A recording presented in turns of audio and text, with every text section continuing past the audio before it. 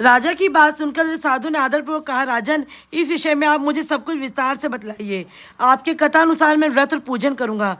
मुझे भी संतति नहीं है, इससे अवश्य ही संतति प्राप्त होगी। ऐसा विचार कर वह व्यापार से निवृत्त हो आनंदपूर्वक अपने घर आया। उसने अपनी भार्या से संतति प्रदान करने वाले इस सत्यव्रत को विस्तार पूर्वक बताया तथा जब मुझे संतति की प्राप्ति होगी तब मैं इस व्रत को करूंगा। इस प्रकार उस साधु ने अपनी भार्या लीलावती से कहा। एक दिन उसकी लीलावती नाम की सती साधी भार्या पति के साथ आनंदचित से ऋतुकालीन धर्माचरण से प्रवत हुई और भगवान श्री सत्यनारायण की कृपा से उसकी वह भार्या गर्भिणी हुई। 10वें महीने में उसमें कन्या रतन की उत्पत्ति हुई और वह शुक्ल पक्षी चंद्रमा की भांति दिनों दिन बढ़ने लगी। उस कन्या का नाम कलावती रखा गया। उसके बाद एक दिन लीलावती ने अपने स्वामी से मधुर वाणी में कहा कि आप पूर्व में संकल्प से सत्यनारायण व्रत क्यों नहीं कर रहे हैं? साधु बोला, प्रिय, इसके विवाह के पश्चात करूंगा। इस प्रकार अपनी पत्नी को भली भांति आश्वस्त कर व्यापार करने के लिए नगर को चला गया। इधर कन्या कलावती पिता के घर में इस तरह बढ़ने लगी जैसे चंद्रमा का चांद शने शने बढ़ता है। धर्मा की साधु ने नगर में सखियों का कीड़ा करते अपनी कन्या का विवाह योग्य देकर आपस में मंत्रणा की, कन्या के विवाह के लिए शेष वर का अन्वेषण करो। ऐसा दूत से कहकर शीघ्र ही उसे भेज दिया। उसकी आज्ञा प्राप्त करके दूत कांचन नगर नामक नगर में गया। वहां एक वाणिक पुत्र को लेकर आया। उस साधु ने उस वाणिक के पुत्र को सुंदर और गुणों से संपन्न देखकर अपनी जाति के लोगों तथा बंधु बांधवों के साथ संतुष्टित हो विधि विधान से वाणिक पुत्रों को हाथ में कन्या का दान कर दिया। उस समय वह साधु वणिक दुर्भाग्यवश भगवान का वह व्रत करना भूल गया। विवाह के समय में व्रत न करने के कारण भगवान उस पर रुष्ट हो गए।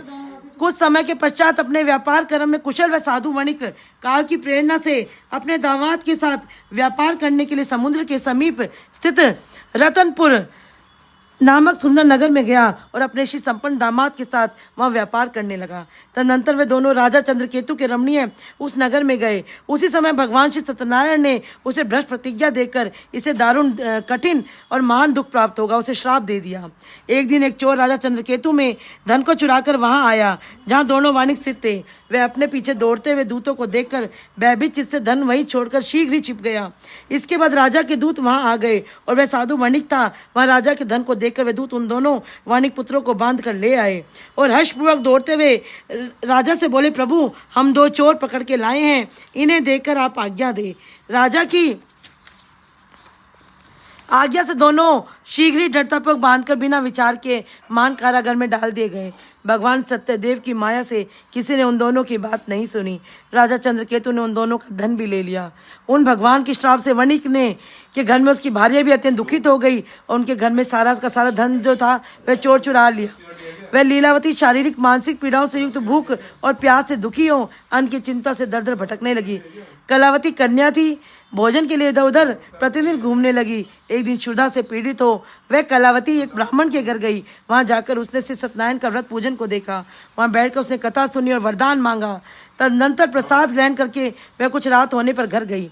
माता लीलावती ने कलावती कन्या से प्रेमपूर्वक पूछा, पुत्री, तू रात में कहाँ रुक गई थी? तुम्हारे मन में क्या है? कलावती कन्या ने तुरंत माता से कहा, माँ, मैंने एक ब्राह्मण के घर में मनोरथ प्रदान करने वाले व्रत देखा है।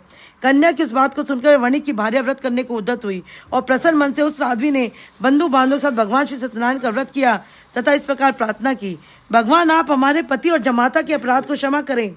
वे दोनों अपने घर शीघ्र आ जावें। इस व्रत के प्रभाव से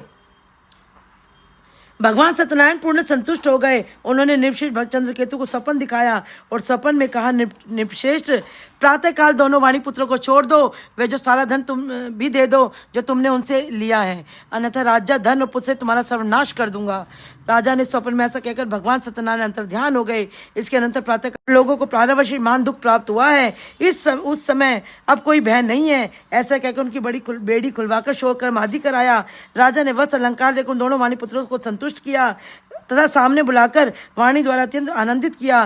पहले जो धन लिया था उसे दूना धन देकर तदनंतर राजा ने पुनः उनसे कहा, साधु, अब आप अपने घर को जाएं। राजा को प्रणाम करके आपकी कृपा से हम जा रहे हैं। ऐसा कहकर उन दोनों महावैश्यों ने अपने घर की ओर प्रस्थान किया।